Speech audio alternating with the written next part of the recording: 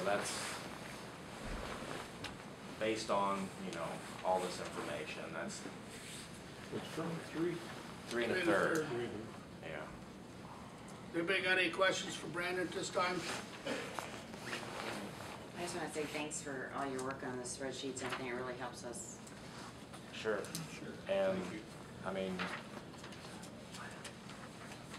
I know this isn't the end of this process today, or I hope it's not at least.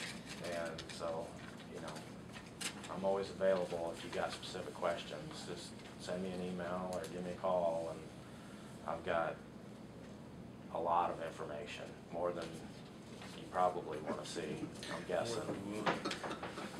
More than I can All right, thanks Brandon Yeah, for all thank you again. Thank you. the time you put in. Drive safe. Thanks. Okay, we'll get back to the agenda. Get Brandon on, Sheriff, do you have project update? Yes, just wanted to update you on several of the projects that I've been here previously on. The hole plugging project, which was instructed to us to do by the State Fire Marshal's office. As far as we can tell, the person that's done that has finished the project until the fire marshal comes in and finds something that might have been missed. There were dozens and dozens of holes in the building from the day that it was constructed, where pipes ran through and things of that nature that they had to take care of. The door opening system, which we've talked about for several years, that is now really moving ahead. The company was in last week and they installed the camera intercom system in each one of the day rooms, the 8 day rooms, the cell block day rooms that we have. And then we, myself, Chief Deputy Gatton, and Jail Commander Martin go down to Indianapolis to their company office, and we get to actually see the build-up project, computerized project in their office, and we can make any corrections to it there before they bring it up to install it. We do that on next week, March the 15th. Have they given you a completion time No. estimate yet? No. It's really going to be, they were in last week. We had the company that's going to do the new countertops, and it's really going to be quite the project of bringing the two of those together, because when they tear out one, the other one's got to, when they tear out the main control board, the countertops are got to be put back in at that time, torn out and put back in. So they're, until they can get a real good grasp on where all the wires are coming up through, which the countertops that are there now kind of covers up some of that, and it's just going to be a kind of working along together as they go. So it's really not a really definitive answer on it. So when we signed on with Quality Correction Care, our inmate health care company, they one of the selling points that they presented to us was that they would be able to do their best to help us with drugs, the cost of drugs that they typically don't cover, and one of those is HIV drugs and hepatitis C. And we did have an inmate with hepatitis C, and they were able to get 2 months of that drug for free. It's about an $800 some a month drug. They were able to get that for free. And then that inmate since has moved on out to the work release center, so it relieved us of that obligation. Talk to you about remodeling the squad room down in the basement where the part of the health department used to be.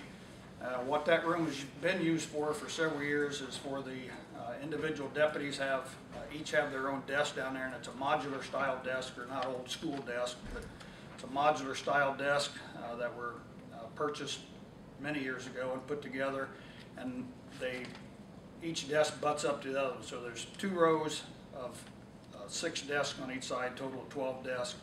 What we're going to do with those desks is split those apart. They run right down the middle of the room, so what we're going to do is split them and put 5 on one side, 7 on the other side of the room.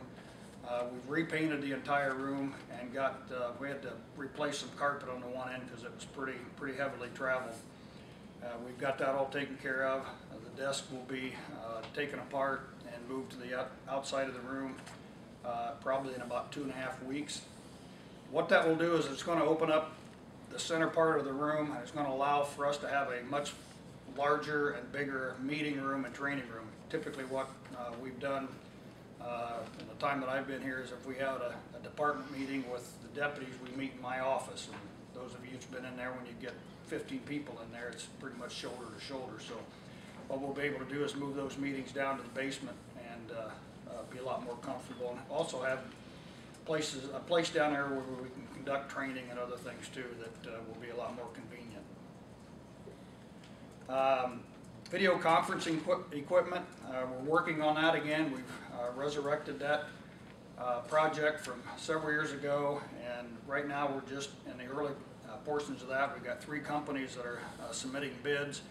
And what video conferencing or video arraignment will do is we will have video equipment in the court system, we'll have a video system in the jail, and it will allow for an inmate that needs to go before the judge in a lot of instances to just be moved from his cell to in front of the camera there in the jail, and then the judge will be able to conduct his business video-wise rather than us taking the time and of walking that person across the street. We will also be able to tie into those Department of Correction locations that have similar equipment that not every location in the state has it, but several of them do. And when it works out, when the when the judge is satisfied that the equipment will work, we'll be able to, rather than drive all the way to Pendleton or Terre Haute or someplace for somebody, they'll be able to put that person in front of a camera at their location. The judge will be able to be in front of the camera here in the court, and they can conduct their business without us driving all the way down there, picking the person up, bringing them back for a 5 or 10 or 15-minute conference, and then taking them back again. A new project that I've spoken with George on is video visitation. Currently, the jail for years and years and years has had visitation where family members or friends come in to visit those that are incarcerated. We've been running it on all day Saturday. Each cell block has about an hour of time where their family members and friends come in, and you have to go back to the cell block, bring up those that have visitors, you bring them up to the front, to their secure side. The public comes in through 2 secure doors over into the big visitation room, and then they talk through the glass on the handset. What video visitation will allow to do is 6 pods will be installed, and it'll be very, very similar to video conferencing. A person can come into the lobby of the jail, sit down in front of one of the cameras, and then we'll have cameras installed in each, 1 or 2 cameras installed in each one of the day rooms. The person, incarcerated person, can get in front of the camera there, and they can have a visit essentially almost anywhere from 10 to 12 hours a day. That'll be available. Obviously, when they're locked down from about 11 o'clock at night to 6 in the morning, there'll be no visitation going on then, but other than that, it'll be 7 days a week. The telephone company, the inmate telephone company that we have, is the one that's projecting or suggesting this project that will be installed at no cost to us. And how that works is every inmate will get 1 free visit with their family or loved one, and then after that they can plan and schedule what they want whenever there's a space open in the schedule, but that one will cost them, and that's how revenue was made. And then that will also help the phone company recoup their costs, plus we will also get a percentage of that profit then too. So again, George has looked at the project, and we're moving forward with it. We don't have a whole lot of details yet, but the biggest thing is that it's going to help increase more revenue into the commissary account, and it will help with the amount of traffic that we have to walk back and forth across the street to the court, and also just overall security for the jail. So we're looking forward to seeing what will come about on that. So we don't have any specs or any pictures of the equipment yet, but we're working forward on it. One thing I don't have on the list that just came to mind as I walked in was school safety. The Sheriff's Department, Columbia City Police Department, and the state police, we've all been working with all three of the school corporations on school safety. We've met with all seven. We had a walkthrough of all seven of the schools of the Whitley County community, consolidated schools.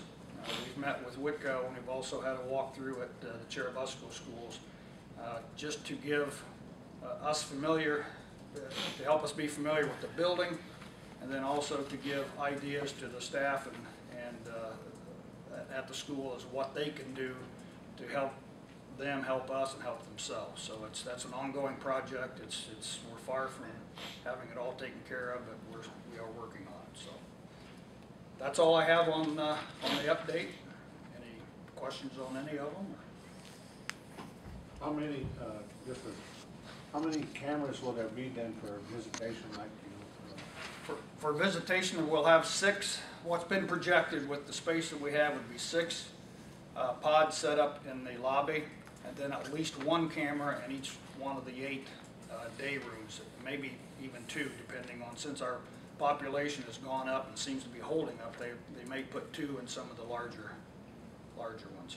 so do you have any idea how much manpower might be required, if any, to regulate and schedule that? Actually, absolutely none. It'll all be scheduled through the system itself. Basically, the hours of availability will come up on the screen, and the inmate and the person that they want to visit with will figure out when they want to get together, and then they will block off their amount of time on that schedule, and it'll be, you know, evident to everyone in the back, all the inmates, is what time is available. So Any projected cost to the inmate or to the family? we haven't got that far yet. I don't know on that.